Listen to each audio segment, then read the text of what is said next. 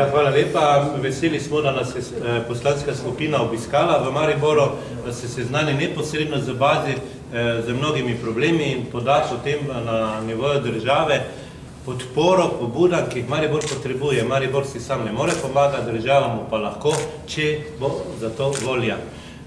Nekaj stvari bojo sami povedali, jaz bi pa vendarle kot lokalec predstavil dve stvari.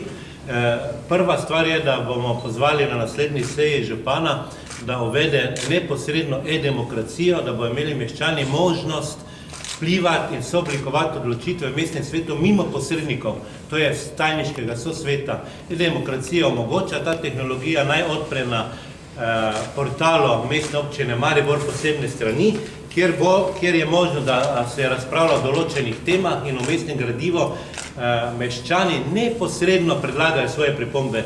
Vse ne rabijo nekih mestnih predstavnikov, katerih postopkov imenovanja in izbire, kot je na primer tajniški sosvet, ne poznamo.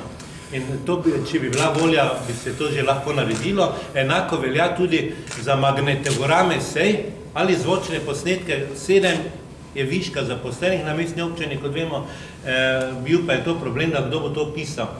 Zlahka bi bili v arhivu posnetki ali zvočni posnetki ali magnetogrami sej mestnega sveta, vključno z tistim prvim govorom župana, ko je nastopil službo. To sem dal pobudo na mestnem svetu, župan je dejal, da bo preveril na nivoju države, ali so ti podatki objavljivi, so, celo male občine objavljajo in ne vidim razloga, zakaj se to že ni storilo.